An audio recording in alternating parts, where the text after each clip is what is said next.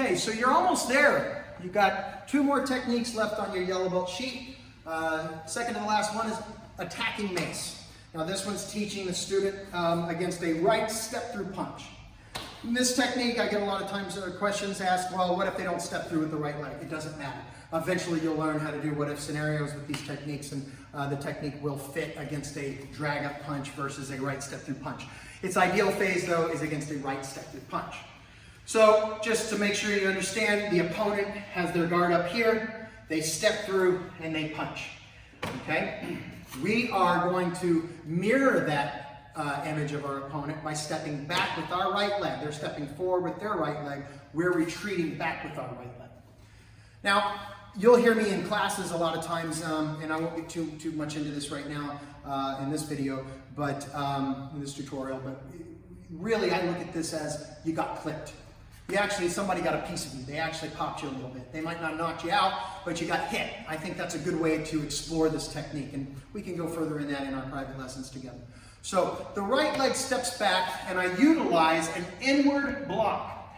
Now, in an ideal phase, I want that inward block to catch the opponent as they're coming in above their elbow joint, right? If I'm going on the outside, blocking on the outside of the arm, I want to go above the elbow joint, not below the elbow joint, because if I block the arm below the elbow joint, a lot of times it could cause me a problem if the elbow slips in and catches me.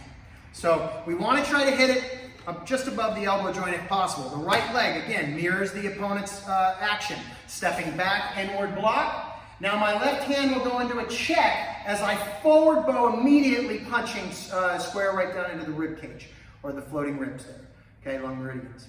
So one more time.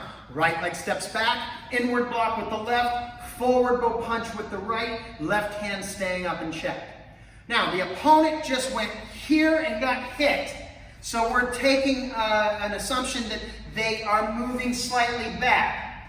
As they pull that right arm back, on the other end of this, I'm going to catch a hold of that arm or the sleeve of my opponent, okay? If I catch the arm up here, I want to track the arm down and catch the smaller part of the arm, which would be the wrist. Okay, it makes a lot more sense than trying to grab the larger part of the arm. So even if I catch up here, I let that pullback go all the way down and let my arm actually grab the wrist of my opponent. So one more time. Right leg steps back, inward block, checking with the left arm, strike with the right, grab with the right, pivot on the left leg, setting up for a roundhouse kick to the groin or the solar plexus. I like the groin. Land forward with a knee check, which I'll show on Sensei Jared, and a vertical punch fitted diagonally to the ribs or the kidney.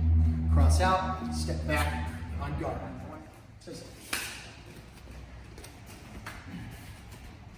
He steps through, block, forward go punch, grab, roundhouse kick. There's that knee check I'm talking about. Punch, cross out, step back on guard. Switch sides. He comes in. Notice how I'm stepping back and I'm rolling with it. I'm not just going to keep my head there. I'm going to use my body to move back and then off the line. The left hand then comes into action, blocking, and I'm rolling with this, engaging a little bit of my body's mass onto the front leg and immediately shifting into my forward bow and punching the ribs with the horizontal punch. So again, it's a 1-2 shot versus a 1-2, right? Again, 1-2, grab, kick, land, punch. Cross out, step back on guard. And that is attacking mace.